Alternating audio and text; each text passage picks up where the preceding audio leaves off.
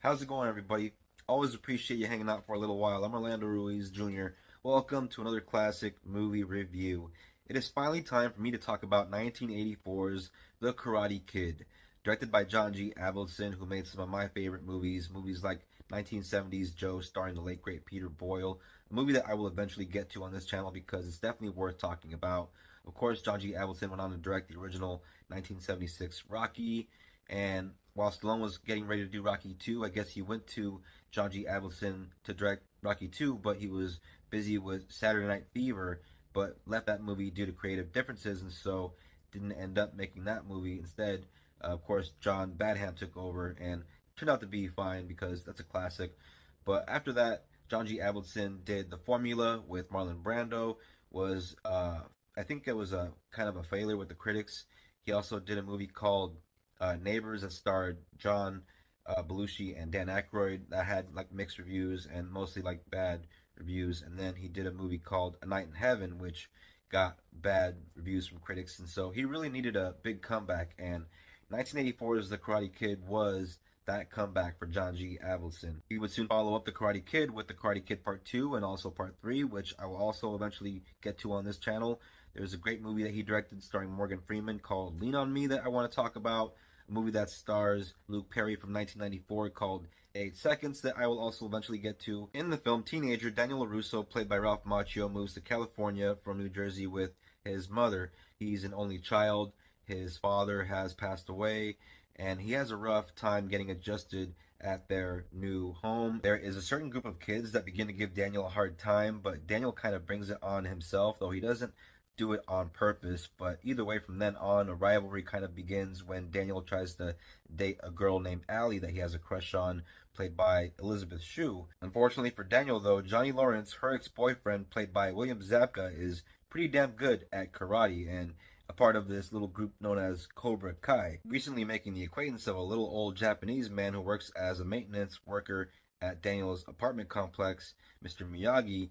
Daniel decides to ask Mr. Miyagi for help with karate and teaching him how to fight. Mr. Miyagi does begin to teach Daniel karate, but his methods are a bit unconventional, and at first Daniel isn't much of a fan of how he teaches things, and so that's something that I don't want to spoil for those that haven't seen the film. If you haven't seen the film, then that's one of the best aspects of experiencing this film, is going on that journey with Daniel. At one point, Daniel's all bruised up after receiving a good ass whooping from Johnny Lawrence and his Cobra Kai buddies, and so Mr. Miyagi takes Daniel down to the dojo where Cobra Kai trains, run by a guy named Kreese, and he asks Kreese, who is like the head sensei, can you leave, this kid alone for a couple of months so I can, train him and he'll fight your boy in the All Valley tournament. If you haven't seen this, but you have seen a lot of sports movies or a lot of fighting movies, then you can probably guess where it goes from there. There's a bit of a high school love story between Ralph Macchio and Elizabeth Shue's character.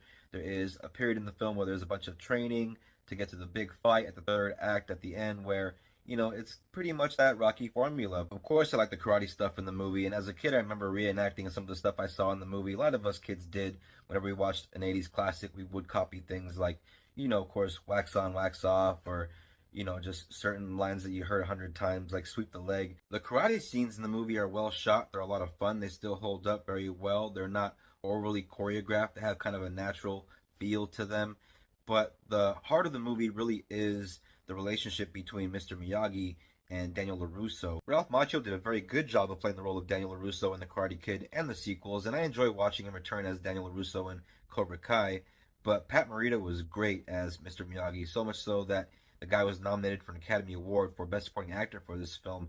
Well deserved. I wish he would have won it, to be honest, but either way, the guy was still a legend, with or without the Oscar. It's because of the acting in this film that it's very believable seeing these two people start out as strangers and then becoming teacher and student and then developing into kind of a father-son dynamic. Our two main characters are very likable and relatable. You got this high school kid that's kind of a fish out of water in a new town trying to fit in, having a hard time adjusting. Then you have this very nice, short old man who is very generous, has a big heart, has this fun personality, likes to crack jokes. He's full of wisdom, but he's all alone and has nobody to pass on that wisdom until he meets Daniel LaRusso. It's a very endearing, motivating, uplifting, inspiring underdog story that also has some cool karate and some fun 80s soundtrack in there as well. Not to mention you get William Zabka as Johnny Lawrence, who is also in movies like Back to School and also in Just One of the Guys, playing that classic bully character that he played so well back in the 80s. If you're someone that's new to this franchise and you do want to check it out, then it's always best to start with the one that started it all,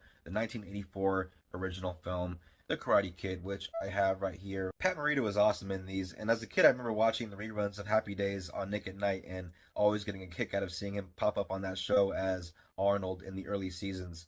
And he's also in a movie that I enjoy that came out in '89 that co-stars Jay Leno. It's an action comedy called Collision Course. Daniel LaRusso himself, Ralph Macchio here, got his start playing a recurring role in a classic show, Eight is Enough, which ran from 1977 to 1981. And then he'd pop up in 1983's The Outsiders from Francis Ford Coppola, Crossroads in 1986.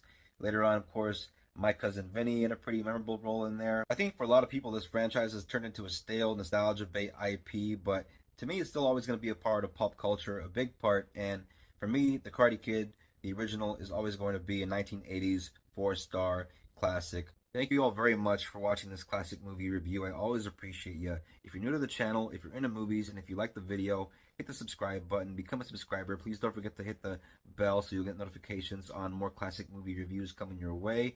If you're a returning viewer, thank you very much for your support. It's much appreciated. Please don't forget to comment, share, like, always helps out the channel. And please remember to look out for the next classic movie review. Everybody take care of each other. Till next time, peace out. God bless.